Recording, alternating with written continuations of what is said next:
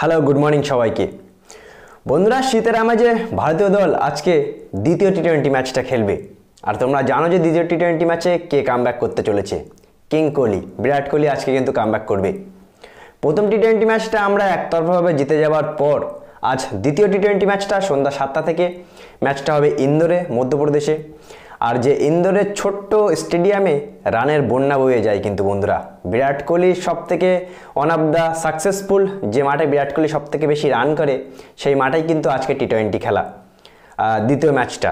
আর বিরাট কোহলি 14 মাস পর টি-20তে কামব্যাক করছে। প্রথম টি-20 ম্যাচে কোনো কারণবশত সে খেলতে পারেনি, সুতরাং আজকে হয়তো সে খেলবে, এমনকি ওপেনিংও করতে পারে আজকে। কিন্তু বন্ধুরা, আজকের এই ভিডিওটা যাকে নিয়ে করতে চাই বা যে বিষয় নিয়ে, সেটা কিন্তু আজকের ম্যাচটা না। তোমরা জানো যে এই আফগানিস্তানের সাথে টি-20 সিরিজের পর ভারত কিন্তু ইম্পর্টেন্ট 5 ম্যাচ টেস্ট সিরিজ খেলবে ইংল্যান্ডের সাথে, যার প্রথম দুটো ম্যাচ 25 তারিখ থেকে শুরু হচ্ছে। হায়দ্রাবাদে প্রথম টেস্টটা হবে, দ্বিতীয় টেস্ট ম্যাচটা বিশাখাপত্তনমে হবে। 5 ম্যাচ টেস্ট সিরিজের প্রথম দুটো টেস্ট ম্যাচের জন্য স্কোয়াডও কিন্তু ঘোষণা করে দিয়েছে। Rohit Sharma captain, vice captain Jasprit Bumrah. এই যে স্কোয়াডটা সেম স্কোয়াড, কিন্তু একটা দুটো প্লেয়ার শুধু চেঞ্জ হয়েছে। মোহাম্মদ শামি, তাকে দলে ডাকা হয়নি প্রথম দুটো টেস্ট ম্যাচের জন্য, হয়তো নেক্সট 3টে টেস্ট ম্যাচের জন্য তাকে দলে ফেরাতে পারে ভারতীয় বোর্ড। ধ্রুব জুরেল, তোমরা জানো যে রাজস্থানের হয়ে খেলা করে, উইকেট কিপার ব্যাটসম্যান, তাকে সুযোগ দিয়েছে। আবেশ খান আছে। আর বাদবাকি প্লেয়াররা বন্ধু সব সেম প্লেয়ার। কিন্তু ঈশান কিষানকে সুযোগ দেয়নি প্রথম দুটো টেস্ট ম্যাচে, কেন আবারও জানি না। আর যে কথাটা বলতে যাচ্ছি বন্ধুরা, তোমরা হয়তো জানো যে রোহিত শর্মাকে মুম্বাই ইন্ডিয়ান্স তো এক প্রকার বেইমানিভাবে তাড়িয়ে দিয়েছিল ক্যাপ্টেন্সি থেকে। তারপরেই কিন্তু আমি একটা ভিডিওতে বলেছিলাম যে এই রোহিত শর্মাকে তারা এমনভাবে অপমান করে ক্যাপ্টেন্সি থেকে সরালো। এই রোহিত শর্মা যদি 2024 এই বছরটা আইপিএলে খারাপ খেলে, তাহলে কিন্তু 2025-এ মুম্বাই ইন্ডিয়ান্স তাকে এক প্রকার টিম থেকে বার করে দেবে, যেটা আজকের একটা পোস্টে প্রমাণ হয়ে গেল বন্ধুরা। তোমরা জানো যে ইংল্যান্ডের সাথে যে 5 ম্যাচ টেস্ট সিরিজ খেলবে ভারত, সেই টেস্ট সিরিজে ক্যাপ্টেন কিন্তু রোহিত শর্মা। তার সত্ত্বেও মুম্বাই ইন্ডিয়ান্স তাদের অফিসিয়াল ইনস্টাগ্রাম অ্যাকাউন্টে ক্যাপ্টেন্সির যে একটা স্কোয়াড ঘোষণা হয়, সেই স্কোয়াড কিন্তু প্রত্যেকটা আইপিএল টিম তাদের অফিসিয়াল ইনস্টাগ্রামে অ্যাকাউন্টে পোস্ট করে।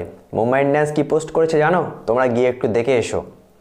রোহিত শর্মার ক্যাপ্টেন্সির জায়গায় কেএল রাহুলকে দেখিয়েছে প্রথমে, জসপ্রীত বুমরা এক সাইডে হচ্ছে শ্রেয়াস আইয়ার। ফটোটা তোমাদের কোনো একটা সাইটে আমি দিয়ে দিচ্ছি, তোমরা একটু দেখে নাও।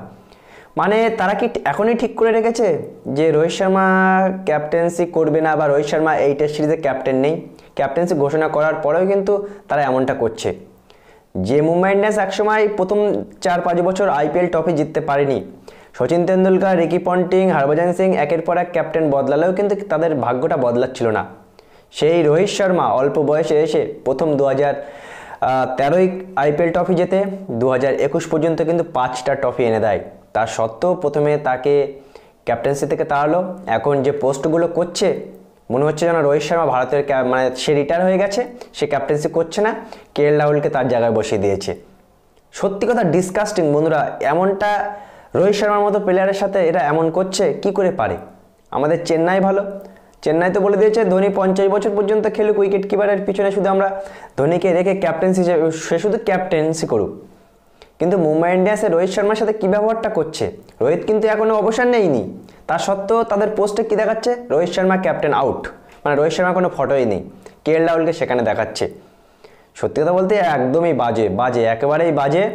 আর যে জিনিসগুলো মুম্বাই ইন্ডিয়ান্স করছে, এমনি তো ফ্যান ফলোয়ার অনেক কমে গেছে, আরও ফ্যান ফলোয়ার কিন্তু কমবে, যারা যে রোহিত শর্মা তাদের টিমের জন্য, তাদের ফ্র্যাঞ্চাইজ মুম্বাই ইন্ডিয়ান্সের জন্য নিজের জীবনে সর্বস্বটা দিয়ে 5টা ট্রফি এনে দিল, সেই রোহিত শর্মাকেই তারা মানে এক প্রকার বাদ দেওয়ার জন্য উঠে পড়ে লেগেছে। মানে মনে হচ্ছে তো মুম্বাই ইন্ডিয়ান্স এই বছরই রোহিত শর্মাকে বাদ দিলে মনে হয় তাদের ভালো হয়। সত্যি বন্ধুরা, ফটোটা তোমরা দেখো, ইনস্টাগ্রামে গিয়ে দেখতে পারো, আমি সাইডে দিয়ে দিচ্ছি, এটাও দেখতে পারো। সত্যি খারাপ, একেবারেই খারাপ।